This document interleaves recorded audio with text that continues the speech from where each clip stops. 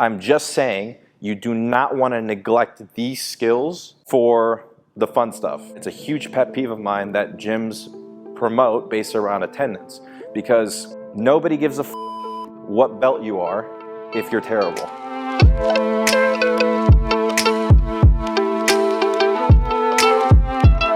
Today I'm going to bring you guys a video that has been asked by a few people, and this is a question that I get a lot from students. It's a question that I get at seminars, and obviously online. It's been something that's been requested to me, and as you guys can tell, what it takes to get a blue belt in jiu-jitsu. The reason why I chose blue belt, I get asked this question a lot for all different types of belt. What does it take to get your purple belt? What does it take to go from purple to brown, etc., etc. But the reason why I chose to go blue belt is because for at least adults, it's the first belt, and most of the people that subscribe to my channel are in that white to blue belt range, and so I figured that we would start off with blue belt. This question is kind of opinion, and this is one of the problems with jiu-jitsu modern day, is that there's not a agreed upon structured format for promoting. It's kind of all over the map. Some people promote based on time, some people promote based on, okay, if you're a white belt and you're beating all the other white belts in your gym, regardless of what skills you've acquired or whatever the case is, then you deserve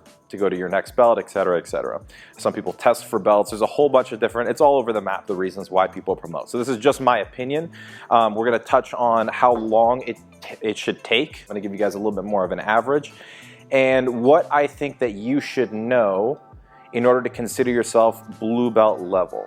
I think that there are certain skills that everyone should learn regardless of their belt. I think that these are the skills that you should learn in that white belt phase going into blue belt. And of course, you're not gonna master those skills, but you're going to be refining them as time goes on. So at least you started that early, because in my opinion, the skills that we're going to talk about are going to be the hardest ones for you to learn. So it's better for you to start learning them now. So before we continue to go into this, I just want to make it clear that I absolutely hate this topic. I'm not a huge fan of the belt system for the reason that I mentioned. There's no real agreed upon criteria.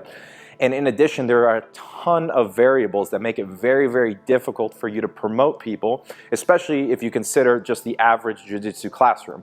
You have people from all sorts of different age ranges, backgrounds, physicality levels that have, you know, different amount of time that they're actually able to train. How do you truly judge their skill set and judge their level when everybody's training in the same room? But the variables are all over the map. Maybe you have somebody who's 16 years old and is able to train 2 and 3 classes every single day, 6-7 days a week, and they have all the energy in the world.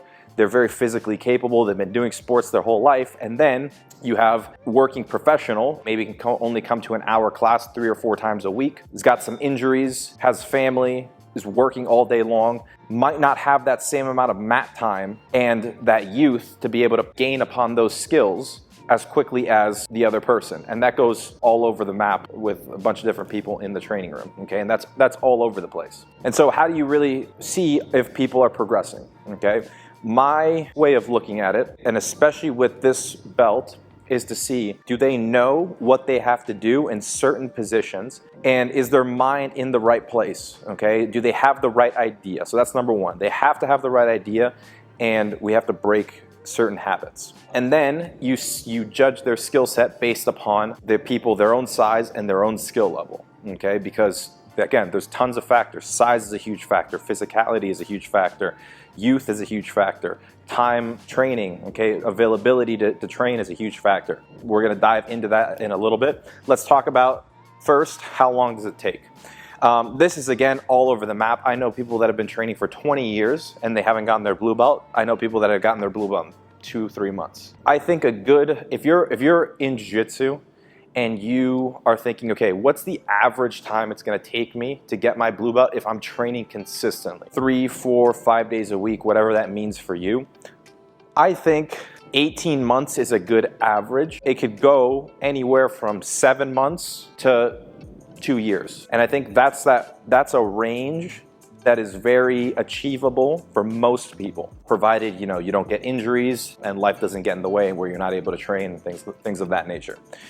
So I think if you're looking at how long does it take, I think, and again, I don't have any statistics on this, this is just based on my own experience the way that I've seen people get promoted, the amount of time it took me to get promoted, and things of that nature. So I think just an average could be 1 to 1.5 years, but anywhere from, let's say, 6 months to 2 years is a good goal. So if you're doing jiu-jitsu, maybe you just started, or maybe you've been doing it for a couple months. If you're training consistently, I think aiming to get your belt in this time period is a good marker. I think that's definitely realistic. Even if you're training only 2 or 3 days a week, you could definitely get it in less than 2 years, provided you're understanding and you're making improvements in your skills.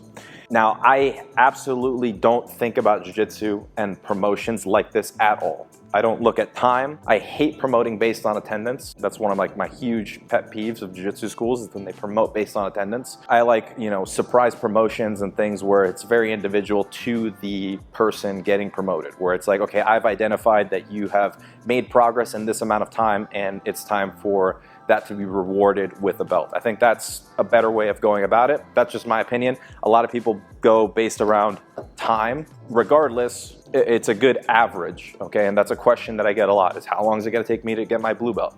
I think people look at it as like a course, or like a college degree. It's gonna take me 4 years, it's gonna take me 2 years to complete this course. I don't look at it like that. I look at it as knowledge acquisition and skill development that in turn will lead to the result of you ultimately being recognized and getting that promotion when the time is right. So I try to always say to take the belt completely out of the picture and focus solely on your skill development. The belt will become a byproduct.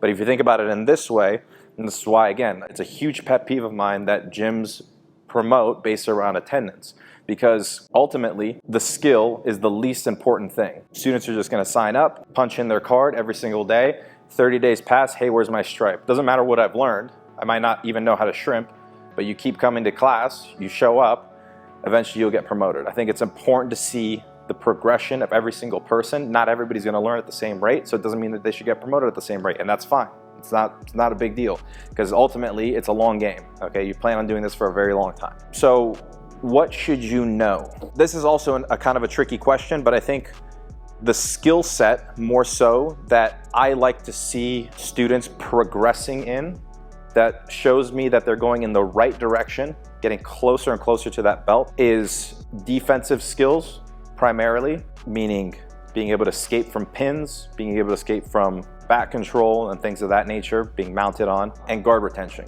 So I tell my students when they ask me, what should I focus on? What do I need to work on?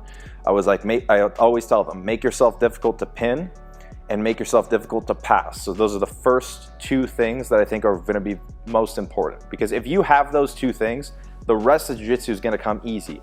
Your offensive skills are going to come easy, but you have to develop those good defensive skills. So I always say, what should you know? This isn't necessarily a specific thing that you have to know, but you should focus on defense first and make yourself hard to pin and hard to pass. If you can make your guard difficult to pass, and if you do get passed, make yourself difficult to hold down, that's gonna be a huge step in the right direction if you're going from white to blue, okay? In addition to that, I'll also say, make yourself hard to tap. If you do get your guard passed, you're not getting tapped out and you're escaping and you're going back into a neutral position. And I don't really do stripes, but let's say if we look at it on a 4-stripe scale, within those first 2 to 3 stripes, if you're seeing these skills right here improving, that's what you want. Are you gonna be a master of pin escapes to where you can escape anybody's pin? Absolutely not. Are you gonna be impossible to pass? No. Are you gonna be impossible to tap? Absolutely not. You're gonna be tapping literally the entire time that you do jiu-jitsu from white to black belt. You're gonna get your guard passed many times. I get my guard passed all the time in training. I get submitted in training. You get pinned down in training. It's totally normal. So it's not to say that these things are never going to happen, but it's about understanding and showing improvement in these areas, as well as a good general understanding of the sport. You can't just focus only on defense. You have to focus on offense and just all areas of the sport, passing, attacking the back, things of that nature. So I like to see these skills improving first and taking away the bad habits that a lot of people have when they first start in the sport. You see it all the time when people they're in their first couple weeks of jiu-jitsu, they're mounted on, and the first thing they do is they start locking their hands behind somebody's back. They don't understand the idea of inserting frames, getting their elbows inside, knees inside, and things of that nature. So breaking bad habits is very, very important for an instructor trying to take somebody from a very beginner and start to get them into that intermediate level. So breaking bad habits is very important, okay?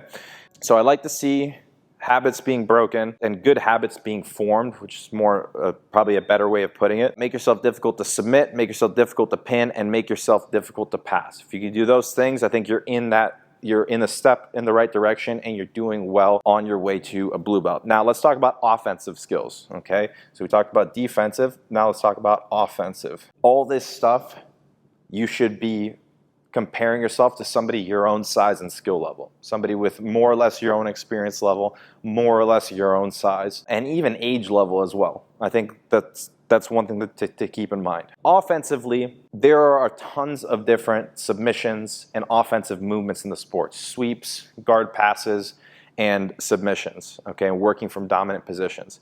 And when you start looking at these things, you can get very, very systematic about it. Armbar situation, you could start breaking it down based on a million different reactions. When one move fails, how to transition to the next one, etc., etc. I focus primarily on the basic application of most moves, and I want to see a good general understanding. If you have a good general understanding of what the main submissions are and what the main goals are offensively, that's a good starting point. You understand that I have to pass somebody's guard. I have to get past their knees. I have to get chest to chest. I have to pin them down. I understand that once I get past the legs, I'm looking to transition to the mounted position. I'm looking to transition to the back. I understand that from there, I'm looking to go for submissions. What are the submissions? There's tons of different submissions, but there are 6 main ones. You have rear naked chokes, you have arm bars, you have kimuras, you have triangles, you have leg locks, and you have front headlock attacks, guillotines, katagatames, and things like that. If you can know those basic ones, you understand a basic armbar application, you understand basic triangle application, guillotine, maybe a few katagatame variations, etc., etc.